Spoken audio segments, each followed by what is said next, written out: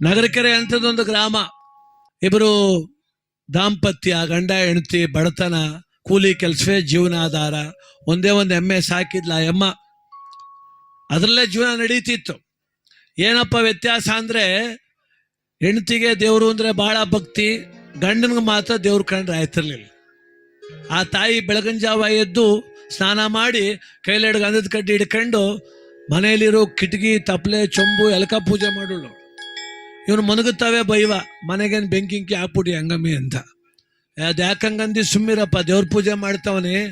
ಯಾವ ದೇವ್ರಿಗೆ ಪೂಜೆ ಮಾಡೋದು? ನೀನು ಕಲ್ ದೇವ್ರಿಗೆ, ನಿನ್ನ ಮನೆ ಪೋಡ್ತೊಳಗೆ ಅವನ ದೇವ್ರು ಒಂದು ಬೈತಿದ್ದ. ಅವನು ಎಲ್ಲ ಅವನೇ ಸುಮ್ಮಿರ್, ನಾನು ಪೂಜೆ ಮಾಡ್ತೀನಿ ಅಂತ. ಹೆಂಗೋ ಆಗ್ತಿತ್ತು. ಅವಳೊಂದೋಳು ದೇವ್ರ ಇರುತ್ಕ ನಾವು ಅಂತ. ಅವನನ್ವ, ನಾ ಕೂಲಿ ಮಾಡಿದೆ ಒಂದಿನ ಮನೆ ಕಬಿಡ್ತೀನಿ ನೋಡುವ, ಊಟ ಮಾಡಿಯ ನೀನು ಅನ್ನುವ. ಆದರೂ ವೈರುಧ್ಯದ ನಡುವೆನೂ ಬದುಕು ನಡೀತಾ ಇತ್ತು. ಆ ಎಮ್ಮೆ ಗರ್ಭ ಧರಿಸಿತ್ತು, ತೆನೆ ಆಗಿತ್ತು. ಈ ಅಮ್ಮಂಗೆ ನಂಬಿಕೆ, ಹೆಂಗೂ ಡೈರಿಗೆ ಹಾಲು ಕರೆದು ಹಾಕ್ತೀನಿ, ಸಾಲ ತೀರ್ಸ್ಬೋದಲ್ಲ ಅಂತ ಯಾವುದೋ ಸ್ತ್ರೀಶಕ್ತಿ ಸಂಘದಲ್ಲಿ ಒಂದು 25,000 ಹಣ ಸಾಲ ತಗೊಂಬಂದ್ಲು. ಟಿವಿ ಗಿವಿ ತಂದರು, ಮನೆಗೆ ಮಿಕ್ಸಿ ಎಲ್ಲ ತಂದರು ವಸ್ತು. ಎಮ್ಮೆ ಕರ ಆಗ್ತದೆ, ಇನ್ನೊಂದು 8 ದಿವಸ ಕಾಯ್ಕಂಗೆ ಕೂತಾಳಿ ಅಮ್ಮ. ಗುಳು ಅಂತ ಅಳ್ತಿದ್ಲು. ಗಂಡ ಬಂದ, ಏನು ಹಿಂಗೆ ಅಂದ. ಅಯ್ಯೋ ನೋಡಿ ಎಮ್ಮೆಗೆ ಹುಷಾರಿಲ್ಲ, ಎಮ್ಮೆಗೆ ಹುಷಾರಿಲ್ಲ. ಏನಾಯ್ತು? ಹಿಡ್ಕೊಂಡು ಹೋಯ್ತಿದ್ದೆ, ಕಟ್ಟಾಕೋಕೆ ಹಿಂಗೆ ಆಗ್ಬಿಡ್ತು. ಡಾಕ್ಟ್ರ್ ಕರ್ಕೊಂಬತ್ತೀನಿರು ಅಂತ ಮದ್ದೂರಿಗೆ ಹೋದ. ಅವ್ರು ಅಲ್ಲೇ ಡ್ಯೂಟಿ ಮುಗಿಸ್ಕೊಂಡು ಹೋಗಿ ಬಾರಲ್ಲಿ ಕೂತ್ಬಿಟ್ಟವ್ರು ಡಾಕ್ಟ್ರೇ ಬನ್ನಿ ಒಂಚೂರು ಎಮ್ಮೆ ನೋಡ್ರಿ ಅಂದ. ಅವ್ರಂದ್ರು ಇನ್ನೂ ಅರ್ಧ ಬಾಟ್ಲದೇ ಇರು, ಆಮೇಲೆ ಬರ್ತೀನಿ ಅಂದರು. ಅಯ್ಯೋ ಹಂಗನ್ಬೇಡಿ ಸ್ವಾಮಿ, ನಾವು ಬಡವರು, ಬನ್ನಿ ಅದೇನು ಕೊಟ್ಟೋನು ಅಂದ. ಅವರು ಸ್ಕೂಟ್ರ್ ಮೇಲೆ ಕಷ್ಟಪಟ್ಟು ಕುಣ್ಸ್ಕೊಬಂದೆ, ಅವನು ಕುಂತ್ಕೊಂಡೇನಾರ ಅವನು ಬೇರೆ. ಸ್ಕೂಟ್ರಲ್ಲಿ ಇಳಿದು ಸ್ವಾಮಿ ಅಂದರು. ಇಳಿದೇನು ಬೇಡ, ಸ್ವಲ್ಪ ಹಂಗೆ ತಿರುಕೋ ಅಂದರು. ಓಹೋ, ಏನು ಹಿಂಗೆ ಮನ್ಗದೆ, ಯಾವುದೇ ಕಾರಣಕ್ಕೂ ಬದುಕುವುದಿಲ್ಲ ಇದು ಅಂದ. ಯೋ ಸ್ಕೂಟ್ರ್ ಇಳಿದು ನೋಡಯ್ಯ ಅಂತ ಒಬ್ಬ. ಏನು ಸ್ಕೂಟ್ರ್ ಇಳಿ ಅಂತೀಯಲ್ಲ, ನನ್ನ ಸರ್ವಿಸಲ್ಲಿ ಇಂತ ಎಮ್ಮೆ 1000 ನೋಡಿ ನಾನು. ಬೆಳಗ್ಗೆ 4 ಗಂಟೆ ಹೊತ್ತಿಗೆ ಇದ್ಬಿಟ್ರೆ ನನ್ನ ಹೆಸರು ಬೇರೆ ಕಟ್ಟು ಅಂದ್ಬಿಟ್ಟು ಹೊಂಟೋದು. ಅವನು ಸತ್ತೋಯ್ತದೆ ಅಂತ ಡಾಕ್ಟ್ರು. ಈ ಅಮ್ಮ ಅಂತೂ ಇನ್ನೂ ಜ್ವರಗಳಿಗೆ ಶುರುವಾದ್ಲು. ಅವನಂದೆ, ಯಾಕೆ ಅಳ್ತೀವಿ, ಸುಮ್ಮಿರೋ ಅಂದ. ಸುಮ್ಮನಿರು ಅಂತಿ ಕಣಪ್ಪ, 25,000 ಸಾಲ ಮಾಡಿವ್ನಿ, ತೀರ್ಸೋದು ಹೆಂಗೆ, ಸತ್ತೋಗ್ಬಿಟ್ರೆ ಅಂತ. ಈಗ ನಾನೇನು ಮಾಡಾನೆ ಅಂದ ಅವನು. ಏನು ಮಾಡೋದು, ಡಾಕ್ಟ್ರು ದಿಕ್ಕಿಲ್ಲ ಅಂದರೆ ದೇವರೇ ದಿಕ್ಕು ಅಂದ್ಲ ಅವಳು. ಡಾಕ್ಟ್ರೇ ಸತ್ತೋಯ್ತದೆ ಅಂದ್ಬಿಟ್ಟು ಹೋಗೋರೆ, ದೇವ್ರ ಬೇರೆ ದಿಕ್ಕ ನಿನಗೆ ಅಂದ. ನನ್ನ ಮಾತು ಕೇಳು, ನಮ್ಮ ಮನೆ ದೇವ್ರ ತೃಪ್ತಿ ತಿಮ್ಮಪ್ಪ, ಅರಕೆ ಕಟ್ಕೊಬಿಡು, ಎಮ್ಮೆ ಉಳಿಕತ್ತದೆ ಅಂದ್ಲ ಅವಳು.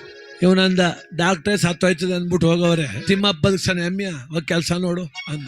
ನಿನ್ನ ಅಮ್ಮ ನನ್ನ ಮಾತು ಕೇಳೋ, ಹೆಂಗಸ್ರು ಕಟ್ಕೋಕ್ಕಿಂತ ಗಂಡಸ ಅರಕೆ ಕಟ್ಕೊಂಡ್ರೆ ದೇವ್ರಿಗೆ ಇಷ್ಟವಂತೆ ಕಣೋ, ಕಟ್ಕೋ. ಅವನು ಯೋಚನೆ ಮಾಡ್ದ, ಒಳ್ಳೆ ಚಾನ್ಸ್ ಇವತ್ತು. ಹೆಡ್ತಿಗೆ ಹೇಳ್ದ, ನೋಡು ಅರಕೆ ಕಟ್ಕೋತೀನಿ, ಎಮ್ಮೆ ಬದುಕಿದ್ರೆ ದೇವ್ರು ಅವನೇ ಅಂತ, ಎಮ್ಮೆ ಸತ್ತೋದ್ರೆ ದೇವ್ರಿಲ್ಲ ಅಂತ ನೀನು ಒಪ್ಕೋಬೇಕು. ಎಮ್ಮೆ ಬದುಕಿದ್ರೆ ನಾಳೆಕ್ಕಿಂತ ಶನಿಮಾತ್ಮಂಗ್ ಗುಡ್ಗೂ ಹೋಗು, ತಿಮ್ಮಪ್ಪನ್ನು ಮಾಡು. ಎಮ್ಮೆ ಸತ್ತೋದ್ರೆ ನಮ್ಮ ಮನೆಯೊಳಗೆ ಒಂದು ಫೋಟೋ ಮಡಗು ಕೂಡುದು, ಎಲ್ಲ ಕಿತ್ತು ಬೀದಿಗೆ ಬಿಸಾಕ್ಬಿಡ್ತೀನಿ ಅಂತ. ಅವ ಅಮ್ಮನಿಗೆ ಧೈರ್ಯ, ದೇವ್ರ ಮೇಲೆ ಭಾಳ ನಂಬಿಕೆ ಅವಳಿಗೆ.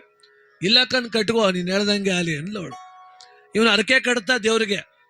ತಿಮ್ಮಪ್ಪನ ಕೈ ಮುಗಿದ್ಬಿಟ್ಟ. ತಿಮ್ಮಪ್ಪ, ನಮ್ಮ ಮನೆ ದೇವರೇ, ನನ್ನ ಜೀವಮಾನದಲ್ಲಿ ಮೊದಲ ಬಾರಿಗೆ ನಿನ್ನ ಕೈ ಮುಗಿತಾವನು. ನಮ್ಮ ಎಮ್ಮೆಗೂ ಸಲ್ದೆ ಮನಗದೆ. ಬೆಳಿಗ್ಗೆ ಹೊತ್ತಿಗೆ ಎಮ್ಮೆ ಹುಷಾರಾಗಿ ಎದ್ದು ನಿಂತ್ಕೊಬಿಟ್ರೆ, ಈ ಕರಾವು ಪೂರ್ತಿ ಕುಡ್ಕೊಂಡು ಸಾಲ ತೀರ್ಸ್ಕೊಂಡು ಮುಂದಿನ ಸತಿಗೆ ಎಮ್ಮೆ ತೆನೆ ಆದರೆ ಎಮ್ಮೆ ದುಡ್ಡ ಪೂರ ತಂದು ಉಂಡಿಗೆ ಹಾಕ್ಬಿಡ್ತೀನಿ, ಕೆಪಾಸಿಟಿ ಇದ್ರೆ ಬದುಕ್ಸು ಅಂದು. ಅವ ಅಮ್ಮಂದ್ಲು, ಏನು ಜಗಳ ಕಾಯ್ತಿದ್ಯೋ ಅರಕೆ ಕಟ್ಕೊತಿದ್ಯೋ ಅಂದ್ಲು. ಹೆಂಗೆ ಕಟ್ಕೊಂಡ್ರೆ ಏನು ತಿಮ್ಮಪ್ಪೇನು ಹಿಂಗೆ ಕೇಳು ಅಂತ ಹೇಳವನ. ಇದ್ರೆ ದೇವ್ರು ಬದುಕಿಸ್ತದ ಬಿಡು. ಹೋಗಿ ಮನೆ ಕಂಡು ಅರಗೋಸ್ಕಂಗೆ ಹೊರ ನಿದ್ದೆ ಮಾಡ್ತಾವನೆ. ಇವಮ್ಮಗೆ ನಿದ್ದೆ ಬರಲ್ತು ಪಾಪ, ಏನಾಗೋಯ್ತು ಎಮ್ಮೆ ಅಂತ. 2-3 ಸಲ ಎದ್ದೆದ್ದು ಬಂದು ನೋಡ್ಲು, ಹಂಗೆ ಮನಗಿತ್ತು. 4:15 ಮೊಬೈಲ್ ಬ್ಯಾಟ್ರಿ ಹಾಕ ಬಂದು ನೋಡ್ತಾಳೆ, ಎಮ್ಮೆ ಕರ ಹಾಕ್ಬಿಟ್ಟು ಎದ್ದು ನಿಂತ್ಕೊಬಿಟ್ಟದೆ. ಅವಳು ಅಯ್ಯಯ್ಯೋ ಓಡ್ಬಾ ಅನ್ಲು.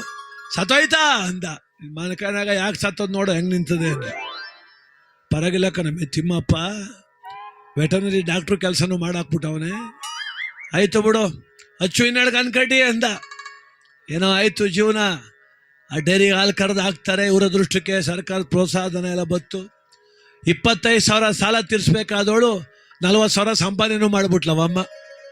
ಎಮ್ಮೆ ಮತ್ತೆ ತೆನೆ ಆಯಿತು. ಆನೆ ನಿಂತಂಗೆ ನಿಂತದೆ ಬೀದಿಲಿ ಎಮ್ಮೆ. ರೋಡಲ್ಲಿ ಹೋಗೋರೆಲ್ಲ ಕೇಳ್ತಾರೆ, ಕೊಟ್ಟಿಯೇನ ಎಮ್ಮೆ ಅಂತಾರೆ. ಜೀವ ಹೋಯ್ತಾ ಕುಂತದ ಇವನಿಗೆ. ಎಷ್ಟು ಕೊಟ್ಟರು ದುಡ್ಡು ತಗೋ ಉಂಡಿಗೆ ಹಾಕ್ಬೇಕು. ಅವನು ಯಾರು ಅಂತಾನೆ, ನೋಡಪ್ಪ ಎಮ್ಮೆ ಚೆನ್ನಾಗದೆ, ನಿನ್ನ ವ್ಯಾಪಾರ ಏನು ಹೇಳಿಯೋ ನಂಗೆ ಗೊತ್ತಿಲ್ಲ, 60,000 ಕೊಡ್ತೀನಿ ಕೊಡು ಅಂತಾನೆ. ಅಯ್ಯೋ ಕಳ್ಳನ ಮಕ್ಕಳ, ಹೋಸದ್ 30,000 ಕೇಳ್ತಿದ್ರಲ್ಲಪ್ಪ. ನೀವು 60 ಕೊಟ್ರು ಉಂಡಿಗೆ ಹಾಕ್ಬೇಕು, 70 ಕೊಟ್ರು ಉಂಡಿಗೆ ಹಾಕ್ಬೇಕು. ಏನು ತಿಮ್ಮಪ್ಪ ಕೇಳೋಣ ಬಂದನ್ನ ಅವ್ನು ಯಾವನ್ ಕೇಳೋಣ ಬಿಡು ಅಂತ ಇವ್ನು ತೆಪ್ಪಗೆ ಆಗ್ಬಿಟ್ಟವನೆ. ಹೋಗ್ನೇವಲ್ಲ. ಅವಮ್ಮ ಅಂತಾಳೆ, ನನ್ನ ಮಾತು ಕೇಳು, ಅರಕೆ ಕಟ್ಕೊಂಡಿದ್ದೆ, ಎಮ್ಮೆ ಮಾರ್ಬಿಟ್ಟು ತಗೊಂಡೋಗಿ ದೇವಸ್ಥಾನಕ್ಕೆ ಹಾಕ್ಬಿಟ್ಟು ಬಾ ದುಡ್ಡ ಅಂತ. ಇವನೇ ಕೂತ್ಕೋ, ಈ ಸತಿ ಇರ್ಲಿ ಸುಮ್ಮನೆ, ಇನ್ನೊಂದು ಸತಿಗೆ ನೋಡ್ಕಮ್ಮ ಅಂದ. ಅವಳಂದ್ಲು, ಇವೆಲ್ಲ ಬೇಡ ಅವತಾರ ನೀನು.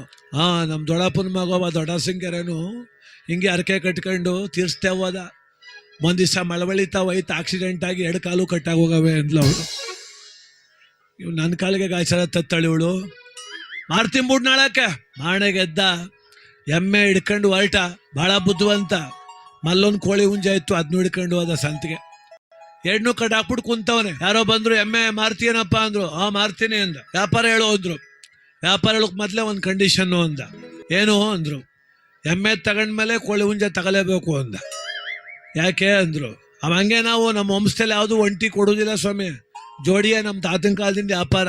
ಇನ್ನೊಂದು ಎಮ್ಮಿಲ್ವಲ್ಲ, ಅದಕ್ಕೆ ಕೋಳಿ ಹುಂಜ ಹಿಡ್ಕೊ ಬಂದಿವನೇ ಅಂದ. ಆಯ್ತು ವ್ಯಾಪಾರ ಹೇಳು ಅಂದ್ರು. ವ್ಯಾಪಾರನು ಒಂದೇ ಕಂಡೀಷನ್ನು, 2 ಒಟ್ಟಿಗೆ ಕೊಡೋದು, ಬೇರೆ ಬೇರೆ ಕೊಡುದಿಲ್ಲ ನಾನು. ಆಯ್ತು ವ್ಯಾಪಾರ ಹೇಳು ಅಂದ್ರು. ಕೋಳಿ ಹುಂಜಕ್ಕೆ 60,000, ಎಮ್ಗೆ 500 ಅಂದ. ಅವನಂದ, ಅಯ್ಯೋ ನಿಂಗೇನು ತಲೆ ಕೆಟ್ಟೋಗಿದ್ದು ಹೆಂಗಪ್ಪ ಅಂದ. ನಂಗೆ ತಲೆ ಕೆಟ್ಟೋಗಿ ರಿಪೇರಿ ಮಾಡಿಸ್ಕೊಂಡಿದ್ದ ನಿನ್ನ, ನಾನು ಬೇಕಾದ್ರೆ ತಗೋ, ಬೇಡದಾರು ಹೋಗು ಅಂದ.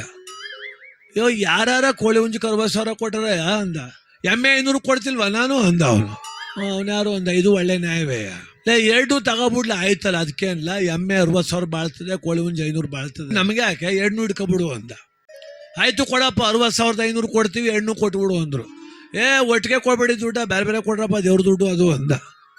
ಮೊದಲು ಕೋಳಿ ಹುಂಜದ್ ಕೊಟ್ಬಿಟ್ಟು 50,000 ಅಂತ ಈ ಚಡಿ ಜಾಬ್ ಮಾಡಿಕೊಬಿಟ್ಟ. ಎಮ್ಮೆ ದುಡ್ಡು ಮಾತ್ರ ಎಲ್ಲಡಿಕೆ ಮೇಲೆ ಮಾಡ್ಬಿಟ್ಟು ಕೊಡಪ್ಪ ಅಂದ. ಆಯ್ತು ಅಂತ ಅವ್ನು ಎಲ್ಲಡಿಕೆ ಬರೇ ತಂದ. ತಗೋ ಎಮ್ಮೆ ದುಡ್ಡು ಅಂದ. ಹೊಸಿ ಜೋರಾಗಿ ಹೇಳು, ತಿಮ್ಮಪ್ಪನ ಕೇಳಿಸ್ಬೇಕು ಅಂದ. ಎಮ್ಮೆ ದುಡ್ಡು 500 ಅಂದ. ಕೇಳಿಸ್ಕೋ ತಿಮ್ಮಪ್ಪ ಅಂದ ಅವನು. ತಿಮ್ಮಪ್ಪ ಕಾಯ್ಕ ಕೂತವನು, ಎಮ್ಮೆ ದುಡ್ಡು ಬರ್ತದೆ ಇವತ್ತು ಅಂತ. ಬೆಟ್ಟ ಹತ್ತೋಗಿ ಕೈ ಮುಗಿದು, ತಿಮ್ಮಪ್ಪ ಹೋದವ್ರು ಸಾರಿಗೆ ಕಟ್ಕೊಂಡಿದ್ದೆ, ಎಮ್ಮೆ ದುಡ್ಡು ನಿನಗೆ ಅಂದಿದ್ದೆ, 500 ರೂಪಾಯಿಗೆ ಮಾರುವಿನ ಕಣಪ್ಪ ನನ್ನ ದಿವಸ, 1 ರೂಪಾಯಿ ಬೇಕಾಗಿಲ್ಲ. ಕೋಳಿ ಹುಂಜುದ್ ನನಗೆ, ಎಮ್ಮೆ ದುಡ್ಡು ನಿನಗೆ ಅಂತ ದಡಾರ್ನ ಹಾಕ್ಬಿಟ್ಟು ಹೊಂಟು ಬಂದ. ತಿಮ್ಮಪ್ಪ ನಿಂತುತ್ತವೆ ಬೇವ್ತೋಗ್ಬಿಟ್ಟ. ಎಂತ ನನ್ನ ಮಕ್ಕಳ ನೀವು, ನಾನೇ ನಾಮಕ್ಕೆ ಒಡೆಯ ಅಂದ್ರೆ ನನಗೆ ನಾಮ ಇಕ್ಬಿಟ್ಟಲ್ಲ, ಸುತ್ತಿ ಬಳಸಿ ನೀನು ಅಂತ ಬುದ್ಧಿವಂತರು ನಾವು. ಬುದ್ಧಿ ಕೊಟ್ಟವನಿಗೂ ಬುದ್ಧಿ ಅದೇ ಯೋಚನೆ ಮಾಡಬೇಕು. ನಮ್ಮ ಅತಿ ಬುದ್ಧಿ ಅನರ್ಥಕ್ಕೆ ಕಾರಣವೇ ಆಗ್ತದೆ ಹೊರತು ಅಭಿವೃದ್ಧಿ ಕಾರಣ ಆಗುವುದಿಲ್ಲ. ಜ್ಞಾನ ಅಡ್ಡದಾರಿಲಿ ಉಪಯೋಗಿಸೋ ಬೆಲೆ ಅಲ್ಲ.